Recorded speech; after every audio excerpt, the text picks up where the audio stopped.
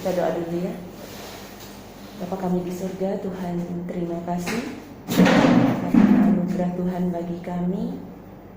Kami serahkan untuk kelas persiapan kami pada hari ini, Tuhan yang pimpin. Dan biarlah kami boleh mengerti dan boleh melakukan firman sebelum kami mengajarkannya kepada anak-anak kami. Kami berdoa dan menyerahkan waktu di depan kami di dalam nama Tuhan Yesus. Amin. Lagi ya, losa-losa. Hari ini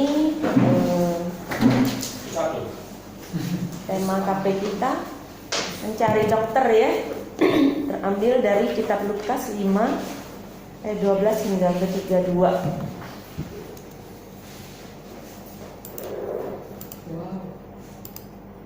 Poin utama dari pelajaran ini adalah iman adalah mengetahui kamu tidak berdaya dan beriman kepada Yesus untuk pengampunan.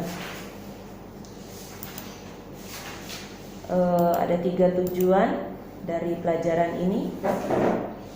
Sebelumnya terima kasih dulu ya sama Lau Selewi. Dia yang bantu saya buat PPT. Tujuannya pertama menjelaskan bagaimana orang tusta, orang lumpuh dan Lewi ya, pengemungut cukai terhilang. Kedua, mengenali bukti iman mereka. Pengemungut cukai. 3, mendefinisikan iman dan mengakui kita terhilang tanpanya ya, tanpa iman maksudnya. Jadi pertama, hai guys, zaman sekarang orang-orang sudah banyak memanfaatkan fasilitas GPS yang terpasang di smartphone mereka. Dan aplikasi yang paling sering digunakan adalah Google Maps. Ini tentang ini ya, zaman ini kan atau mencari jalan pintas tanpa harus ya. Iya, jadi zaman ini kita bahas tentang terhilang ya atau tersesat. Jadi saya siapkan video ini. Mungkin nanti kalau ada tiga kasus ya yang ditayangkan. Kalau misalnya nanti terlalu panjang boleh kita cut lagi ya. Kita nonton dulu. Berhenti untuk bertanya kepada warga sekitar. Tapi faktanya guys, tak jarang aplikasi tersebut justru memberikan jalan yang tidak sesuai bagi pengguna jalan, bahkan sampai membuatnya tersesat. Nah, kali ini kita bakal bahas kejadian-kejadian tersesat gara-gara Google Maps. Tapi sebelum lanjut nih guys, kita ingat lagi nih, buat yang belum jangan lupa subscribe channel kita.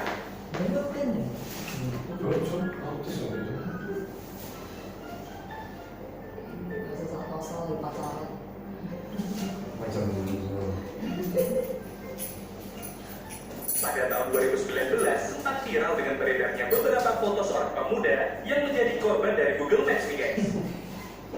Bukannya mendapat jalan yang semestinya, pria ini justru diarahkan oleh Google Maps ke jalan sempit dan melewati jalan aliran air di tengah sawah. Siapa suruh pakai apa? Dia nggak tahu. Coba nonton deh, coba komentar dulu. Di Thailand juga pernah terjadi kejadian di mana sebuah mobil tersesat gara-gara aplikasi GPS nih guys. Mobil tersebut terlihat tersesat di jalan yang sangat sempit di atas sebuah sungai. Dan usut punya usut nih guys, pengendara mobil itu sedang mencari sebuah alamat pada malam hari dengan bantuan GPS. Tapi sialnya mobil tersebut malah tersesat ke jalan yang tidak seharusnya dilewati. Bahkan untuk evakuasi mobil ini membutuhkan alat berat nih guys. Pada bulan Januari 2020 kejadian serupa juga dialami oleh mobil berwarna putih ini nih guys. Terlihat dalam sebuah foto mobil tersebut tersesat ke jalan sempit di pinggir sawah dengan kondisi salah satu ban terperosok. Dan menurut kabar yang beredar, mobil ini dikendarai oleh turis asing yang sedang mengikuti jalan pintas arahan Google Maps. Dan kejadian ini terjadi di daerah Bali nih guys. Wah, enggak gitu juga.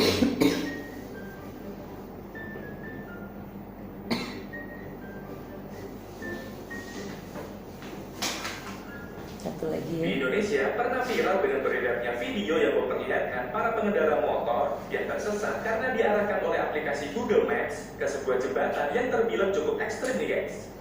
Motor tersebut harus melewati jalan sempit yang ada di bagian samping jembatan. Dan di sampingnya lagi ada sebuah pipa besar nih guys.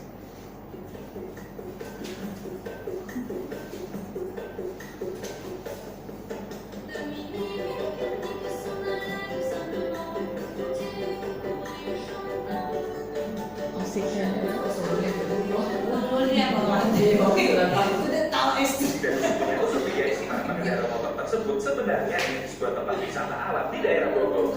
Tapi sialnya mereka justru harus melewati jalan ekstrim tersebut gara-gara Google Map. Oke.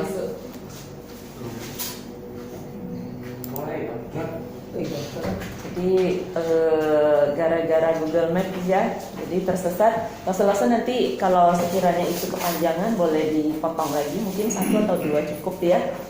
Jadi di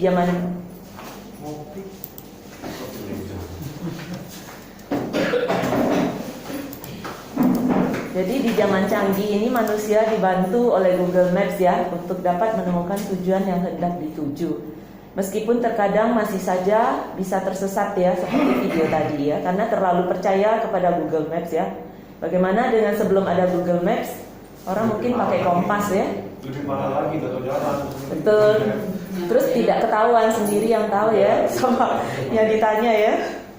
Jadi kalau sekarang kan bisa diupload ya, bisa divideokan, jadi kita jadi tahu ya. Orang bisa tersesat seperti itu. Kadang-kadang orang tersesat juga memiliki resiko ya, bisa mengalami hal-hal yang tidak diinginkan ya. Seperti kalau tersesat di tempat-tempat sepi atau gimana, bisa dirampok, dibunuh dan sebagainya ya. Atau bisa juga hilang ya. Jadi serem ya kalau tersesat itu ya, resikonya serem ya. Tidak begitu ya. Orang putar balik loh. Polisi ada WA. Iya. Terus berbicara tentang tersesat atau terhilang, kita ingat ada satu ayat firman Tuhan dari Matius 18 ayat 11 ya. Karena anak manusia datang untuk menyelamatkan yang hilang ya.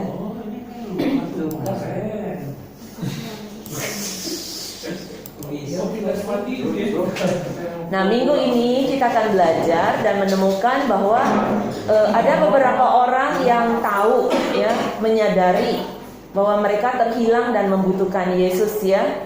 Namun beberapa orang lainnya tidak mengakui bahwa mereka terhilang. Jadi kenapa orang kadang tersesat, bisa tersesat ya, atau ini ya, karena kadang-kadang di dalam sehari-hari kita kalau cari sesuatu ya, sekarang ada Google Map, tapi kalau Google Map pun kadang bisa salah. Masalahnya juga kadang kita kurang mau bertanya ya, malu bertanya ya, atau tidak mau berhenti bertanya untuk menemukan jalan ya. Nah, hari ini ada beberapa orang lainnya yang bahkan juga tidak mengetahui bahwa mereka tuh terhilang ya. Bagian firman Tuhan pada hari ini kita akan lihat dari Lukas 5 ayat 12 sampai 16. Perikop ini diberi judul Yesus menyembuhkan orang yang sakit kusta. Kemudian 17 sampai 26 tentang orang lumpuh. 5 ayat 27 sampai 32 tentang pemungut cukai. Ini bagian-bagian firman Tuhan yang akan kita baca nanti. Pertama kita lihat dari ayat 5, 12 sampai 16. Kita baca bergantian ya. Satu lause 2 ayat saja, dimulai dari lause dari belakang saja ya, 2 ayat 2 ayat. 2 ayat tadi ada. Lukas pasal 5 ayat 12. Pada suatu kali Yesus berada dalam sebuah kota, di situ ada seorang yang penuh kusta. Ketika ia melihat Yesus, tersungkurlah ia dan memohon, Tuhan, jika Tuhan mau, Tuhan dapat mentahirkan aku. Lalu Yesus mengulurkan tangannya, menjamah orang itu dan berkata, aku mau, jadilah engkau tahir. Seketika itu juga lenyaplah penyakit kustanya.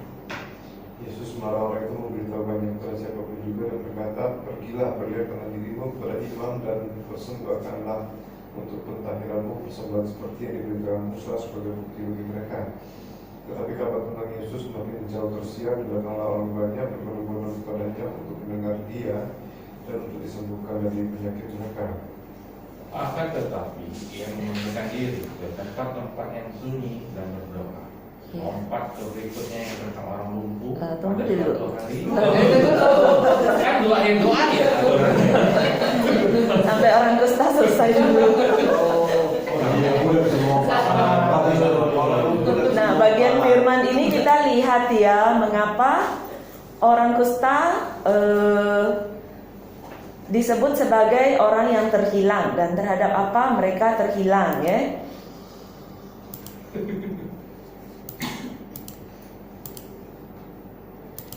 Kita tahu bahwa dalam hukum Musa, orang sakit kusta itu dinyatakan najis, ya, atau sebagai simbol dosa, ya, di dalam Imamat 13:14, ya, kalau tidak salah. Itu berbicara banyak tentang peraturan-peraturan orang kusta. Jadi orang yang mengalami sakit kusta itu sakit kulit, ya, yang parah, ya, kadang tangannya ini, ya. Jadi itu dinyatakan sebagai orang yang najis. Mereka tidak diizinkan tinggal di perkemahan atau mendekat ke tempat ibadah, ya. Mereka bahkan jika mereka datang ke suatu tempat, mereka itu harus berteriak najis, najis gitu, untuk supaya orang tahu kalau mereka itu datang, gitu, ya. Dan kita melihat bahwa si kusta ini dia dijauhi, dihindari, ya, kehadirannya tidak diharapkan. Dia tidak termasuk dalam masyarakat normal. Dia juga tidak dapat menjadi bagian dari ibadah religius.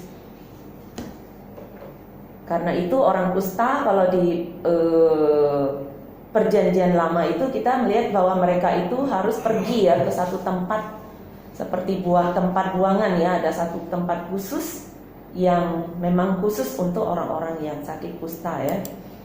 Nah, dalam kondisi yang demikian, orang kusta itu terhilang dan membutuhkan pertolongan.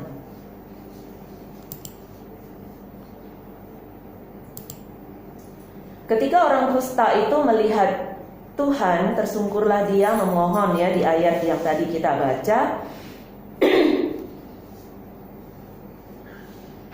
Dia memohon kepada Tuhan, dan berarti dia sudah pernah dia mendengar, ya, mendengar Tuhan, dan dia bertemu dengan Tuhan, dan dia berkata, Tuhan, jika Tuhan mau, Tuhan dapat mentahirkan aku.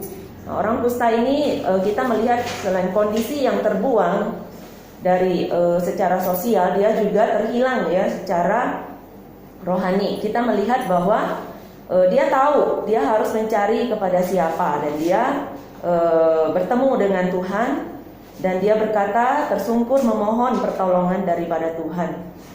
Dia berkata, Tuhan, jika Tuhan mau, Tuhan dapat mentahirkan aku. Kita melihat iman di sini, ya, iman dari orang kusta. Dan kita lihat bahwa di sini di ayat 13 Yesus berkata, aku mau, jadilah engkau tahir. Kita melihat bahwa Tuhan datang menjalankan misinya, ya, sebagaimana ayat yang di depan tadi. Aku datang untuk menyelamatkan yang hilang. Tuhan mau, Tuhan yang penuh kasih mengulurkan tangannya menjamah yang najis dan menyembuhkan dia. Ya, sesungguhnya kita melihat misi Tuhan untuk datang menyelamatkan yang hilang. Beda dengan kita, ya, bertemu dengan orang yang kusta, kita akan sangat takut, ya, tidak menghendaki kehadirannya.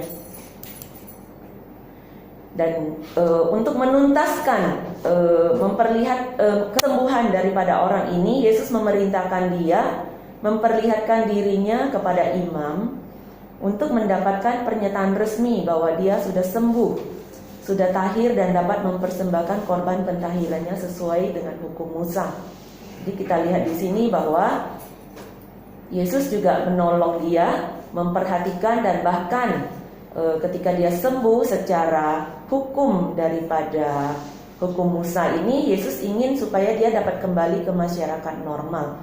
Karena itu Tuhan arahkan untuk dia memperlihatkan diri kepada imam untuk dinyatakan bahwa dia sembuh, sehingga dia dapat kembali ke masyarakat seperti biasa, ya, dan juga dapat beribadah kembali. Jadi kita melihat bahwa orang kusta ini kondisinya terhilang, kemudian dia membutuhkan pertolongan, dan dia bertemu dengan Yesus. Akhirnya dia diselamatkan dan disembuhkan.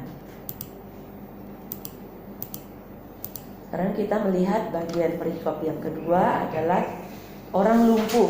Bagian ini kita akan membaca dari 17 sampai ke 26, dilanjut, ya, Pastor. orang lumpuh disembuhkan. Oh, Lose Herman 17. Ya. Berarti dia baru satu. Tidak apa-apa, gaji boleh. Aku pikir selesai. Next. Aku wakil Lose Herman. Pada suatu hari ketika Yesus mengajar, ada beberapa orang Farisi dan ahli Taurat duduk mendengarkannya. Mereka datang dari semua desa di Galilea dan Yudea dan dari Yerusalem. Kuasa Tuhan menyertai dia sehingga ia dapat menyembuhkan orang sakit. Lalu datanglah beberapa orang. Lose Limson. Aku dulu. Lose Limson. Semangatnya apa? Iya. Lalu datanglah beberapa orang mengusung seorang lumpuh di atas tempat tidur. Mereka berusaha membawa dia masuk dan meletakkannya di hadapan Yesus. Karena mereka tidak dapat membawanya masuk berhubung dengan banyaknya orang di situ, naiklah mereka ke atap rumah, lalu membongkar atap itu dan menurunkan orang itu dengan tempat tidurnya ke tengah-tengah orang banyak, tepat di depan Yesus. Ketika Yesus melihat iman mereka, berkata, "Iya, hai saudara, dosamu sudah diampuni." Tetapi ahli-ahli Taurat dan orang-orang Farisi berpikir dalam hatinya, siapakah orang yang menghujat Allah ini? Siapa yang dapat mengampuni dosa selain daripada Allah sendiri? Akan tetapi Yesus mengetahui pikiran mereka, lalu berkata kepada mereka, "Apakah yang kamu pikirkan dalam hatimu? Manakah lebih mudah, mengatakan dosamu sudah diampuni, atau mengatakan bangunlah dan berjalanlah?" Tapi semua kamu tahu bahwa dunia ini anak manusia berkuasa mengampuni dosa. Berkatalah ia kepada orang lumpuh itu, "Kepadamu kukatakan, bangunlah, angkatlah tempat tidurmu dan pulanglah ke rumahmu." Dan seketika itu juga bangunlah ia di depan mereka, lalu mengangkat tempat tidurnya dan pulang ke rumahnya sambil memuliakan Allah. Lanjut ayat satu ayat. Semua orang itu takjub lalu memuliakan Allah dan mereka sangat takut. Katanya, "Hari ini kami telah menyaksikan hal-hal yang sangat mengherankan." Iya. Selanjutnya kita melihat tentang orang lumpuh ya. Mereka mengapa orang lumpuh ini dimaksud dalam bagian ini dikatakan sebagai orang yang terhilang. Pertama, orang lumpuh kita lihat seorang yang tidak mungkin dapat berpindah tempat tanpa bantuan orang lain ya. Dan tidak dapat berbuat apa-apa dengan sendirinya.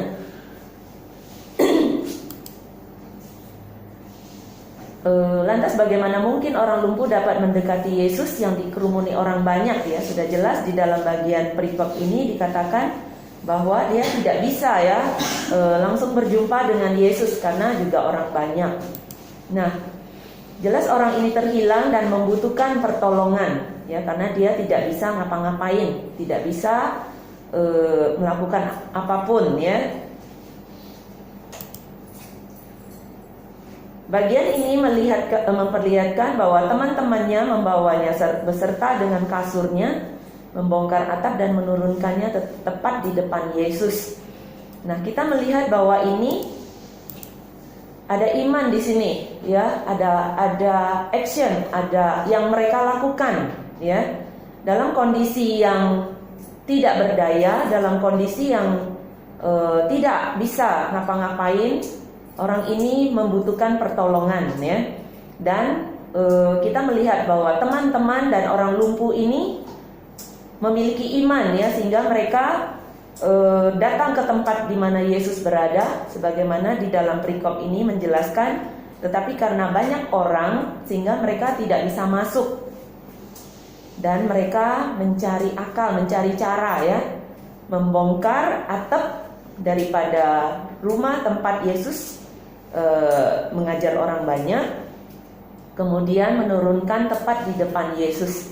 Jadi kalau rumah orang Yahudi ya, rumahnya itu dibuat dari tanah ya, kalau di buku Suami Yesus katakan. Jadi mereka bisa bongkar kemudian menurunkannya dari atas, ada tangga ya yang bisa naik ya.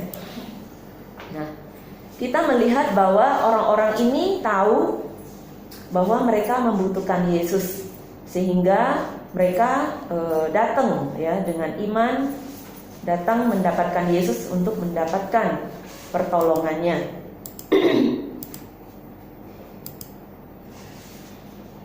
Dalam bagian ini kita melihat bahwa ketika bertemu dengan Yesus, kita melihat bahwa Yesus Juru Selamat yang Maha Kasih itu memberi lebih daripada yang orang ini butuhkan, ya. Bukan hanya kesembuhan fisik, tetapi keselamatan jiwanya. Karena ketika Yesus melihat mereka orang ini diturunkan, Yesus melihat imannya. Kemudian Yesus berkata, "Hai saudara, dosamu sudah diampuni." Karena di sana itu ada banyak orang Farisi dan juga orang ahli Taurat, ya. Kalimat ini mengejutkan hati mereka. Karena di dalam hati mereka langsung terkejut, ya. Hanya Allah yang bisa mengampuni dosa. Jadi sudah jelas Yesus ini menghujat Allah, pikir mereka dalam hati, ya. Karena mereka pasti tidak setuju, ya, dalam ajaran yang mereka pelajari bahwa hanya Allah yang bisa mengampuni dosa. Tetapi kenapa Yesus ini berani berkata bahwa dosamu sudah diampuni, ya? Jadi mereka tidak setuju, ya. Mereka dalam hati mereka berpikir, kenapa orang ini berani-berani menghujat Allah? Tetapi Alkitab mengatakan bahwa Yesus tahu isi hati dan pikiran mereka, sehingga Yesus menanyakan, ya, satu pertanyaan, manakah lebih mudah, mengatakan dosamu sudah diampuni, atau bangunlah dan berjalanlah? Ayo, mana yang lebih mudah, mengatakan dosamu diampuni atau bangunlah dan berjalanlah? Lose-lose. Kalau ngomong sama gampangnya. Kalau ngomong. Iya. Tapi kalau bukti ya susah aja itu. Orang di sini susah. Kalau Ini konteksnya beda. Orang lumpuh ini. Iya. orang lumpuh itu lompat dulu. Ya. Jadi kalau dalam ketidakpercayaan lebih mudah mengatakan dosamu diampuni, ya. Ya, tetapi untuk membuktikannya dia harus menyembuhkan orang lumpuh itu di situ, ya. Tetapi kita melihat bahwa ada satu ayat yang Yesus ingin nyatakan, ya. Yesus sedang menunjukkan bahwa hanya Allah yang dapat melakukan kedua hal ini, ya, yaitu mengampuni dosa dan menyembuhkan orang lumpuh. Karena itu di ayat ke-24 Yesus berkata, "Tetapi supaya kamu tahu bahwa di dunia ini Anak Manusia berkuasa mengampuni dosa." Ya.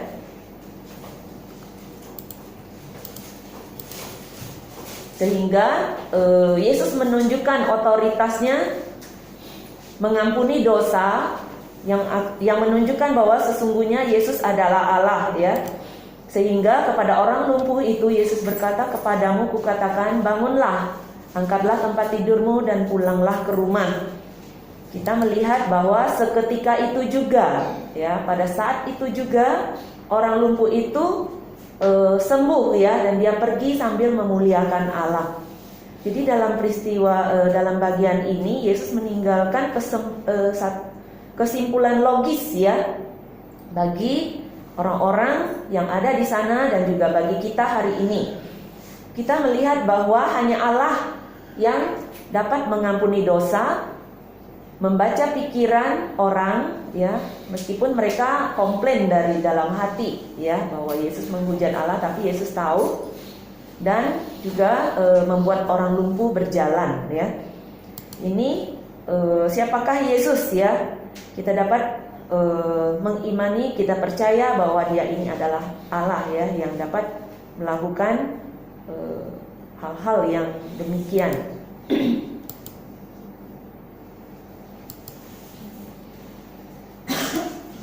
Injil Lukas melanjutkan satu bagian tentang yang terhilang, yaitu dari ayat 27 sampai ke 32. Lanjut, ya, Lose. Ayat 27. Kemudian ketika Yesus pergi keluar, Dia melihat seorang pemungut cukai yang bernama Lewi sedang duduk di rumah cukai. Yesus berkata kepadanya, "Ikutlah aku." Maka berdirilah Lewi dan meninggalkan segala sesuatu lalu mengikut Dia. Dan Lewi mengadakan suatu perjamuan besar untuk Dia di rumahnya. dan sejumlah besar pemungut cukai dan orang-orang lain turut makan bersama-sama dengan dia.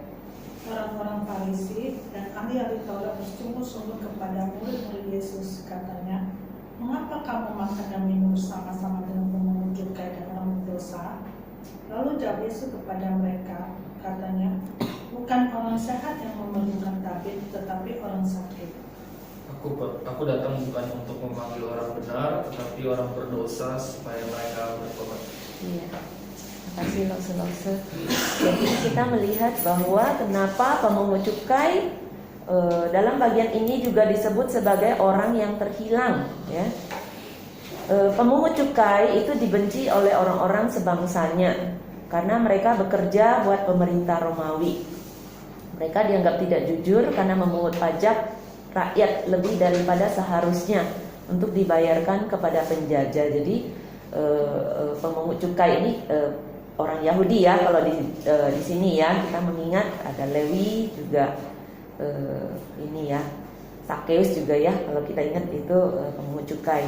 Nah, mereka bekerja kepada pemerintah Romawi, kemudian mereka memungut pajak ya, memungut cukai, dan seringkali mereka itu adalah kelompok orang-orang yang tidak jujur ya, karena memungut lebih ya untuk ini ya, mungkin untuk mereka sendiri dan juga untuk penjajah, sehingga secara materi kehidupan mereka itu makmur ya, tetapi mereka dibenci, dimusuhi oleh orang-orang Yahudi sendiri ya. Pemungut cukai meskipun cukup secara materi, mereka dikelompokkan sebagai orang berdosa ya. Ada beberapa bagian. Ini maaf ya, Lose kemarin sudah saya masukkan ayatnya, tetapi kayaknya save-nya udah masuk. Belum kami save. Iya. Nanti dipotong biaya cukai. Iya. Betul. Nah, jadi di sini kita melihat bahwa orang Lewi itu sebenarnya orang yang tidak disukai ya, orang yang dikelompokkan sebagai orang yang berdosa ya. Jadi adalah orang-orang yang dimusuhi, orang yang tidak disukai, orang yang dianggap sekelompok dengan orang berdosa, yang disamakan dengan orang seperti pelacur atau orang-orang kafir ya. Jadi mereka itu terhilang di situ ya, karena kondisi yang demikian ya. Nah, dalam perikop ini Yesus dalam pelayanannya dia datang ya, dia bertemu dan memanggil Lewi, pemungut cukai ini. Yesus berkata, "Ikutlah aku." Di ayat ke-28 kita melihat bahwa Yesus maka berdirilah Lewi dan meninggalkan segala sesuatu lalu mengikut Yesus. Di sini kita melihat ada iman ya, iman dari orang Lewi, seorang yang dimusuhi, seorang yang dibenci, seorang yang tidak disukai, tetapi Yesus datang mengajak dia dan untuk mengikut ya. Karena itu kita melihat respon daripada pemungut cukai ini segera ya, karena dia ada iman kepada Yesus yang memanggilnya di sini ya. Dia tahu bahwa dia membutuhkan Yesus.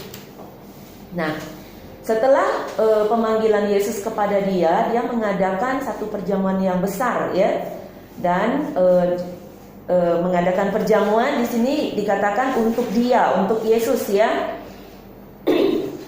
Dan Lewi mengadakan satu perjamuan besar untuk dia, untuk Yesus ya, mengundang Yesus ke rumahnya dan juga mengundang teman-temannya untuk hadir ya.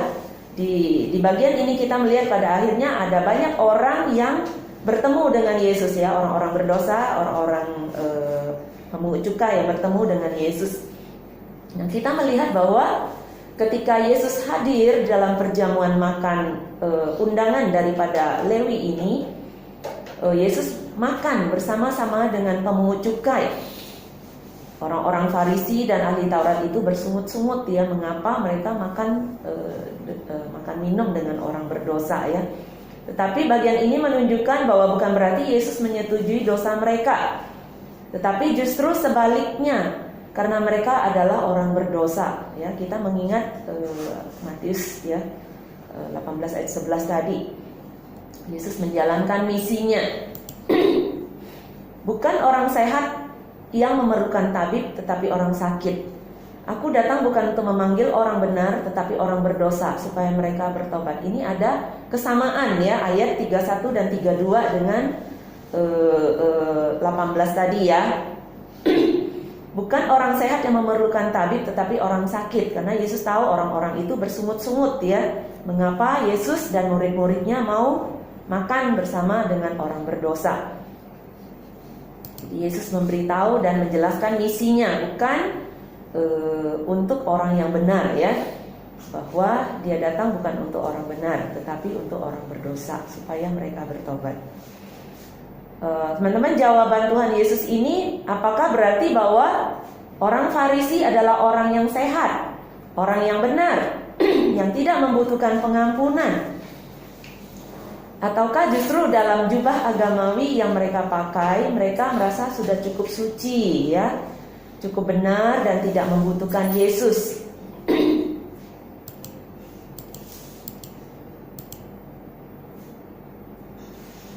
Sorry ya, ini saya lewati dulu bagian ini. Maaf ya dulu, ini kayaknya sih memang ada kesalahan daripada susunannya.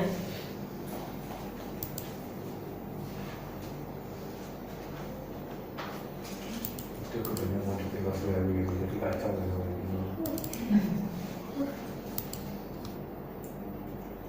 Tidak keluar ya? Display di apa? Hah? Yang di bagian bawah tuh kan. Kok enggak keluar ya? Dia punya ini ya. F5 aja, F5. Di bagian bawah. F5 aja. Oh. Tunggu.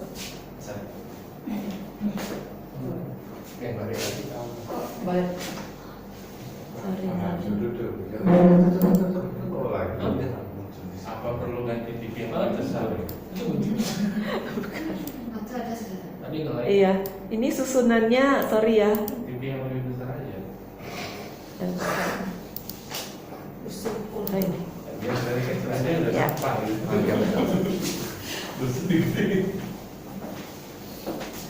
Laptop yang mesti ganti. Jadi kita melihat di sini bahwa kalau kita melihat apa yang ada dalam diri di mana orang-orang Farisi dan ahli Taurat, kita melihat ya, orang berdosa itu mengandalkan dirinya sendiri dan juga kepada kekayaan ataupun kuasa dan tertutup bagi Tuhan ya. Sebaliknya, kalau sebelumnya kita melihat bahwa orang-orang yang terhilang itu justru dia menyadari bahwa dia tidak berdaya dan dia membutuhkan Yesus, ya, membutuhkan pertolongan daripada Tuhan. Tetapi kita melihat bahwa orang Farisi dan ahli Taurat tidak berpikir bahwa mereka terhilang, ya, daripada mereka meletakkan diri di bawah kaki Yesus. Mereka memilih untuk berdiri dengan sombong dan menghakimi Yesus.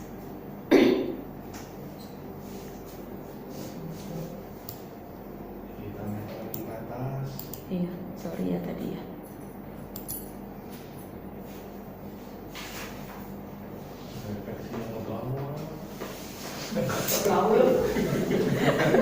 Sorry, sebenarnya saya sudah susun tapi nggak tahu kenapa ya. Malam lah gaptek ya. Jadi ini menjadi bagian refleksi ya dari bagian pelajaran yang kita pelajari di awal tadi ya. Kita melihat kepada diri kita bagaimana kondisi hidup kita hari ini. Mungkin kondisi kita hari ini sedang dalam kondisi yang tidak baik-baik saja, ya.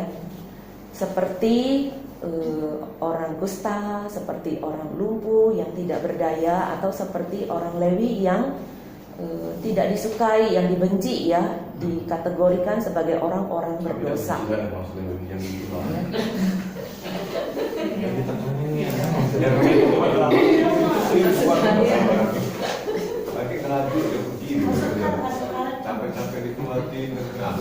Diam dulu. Jadi, atau sebaliknya ya, mungkin kita sedang baik-baik saja ya, atau tidak kurang sesuatu apapun, segala sesuatu lancar ya. Atau juga kita sedang giat-giatnya melayani di gereja. Ini juga bisa kita gambarkan ya, kondisi-kondisi kita yang kita sendiri yang tahu ya. Nah, dalam kondisi yang bagaimana kamu merasa tidak berdaya dan membutuhkan Yesus, ya, kita sadar ya bahwa bukan hanya pada saat kondisi sulit saja kita membutuhkan pertolongan, melainkan dalam setiap hari, dalam berbagai situasi yang kita jalani, kita sungguh membutuhkan Yesus ya.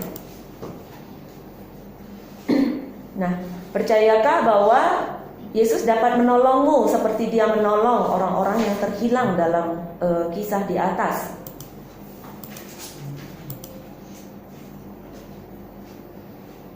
Mungkin anak-anak nanti kita tanya ya, mereka mungkin percaya lause ya, seperti orang-orang di atas ya, mereka bertindak melakukan aksi pakai dengan menunjukkan iman mereka ya. Nah, jadi jikalau kita percaya, kita bukan hanya melalui perkataan saja ya,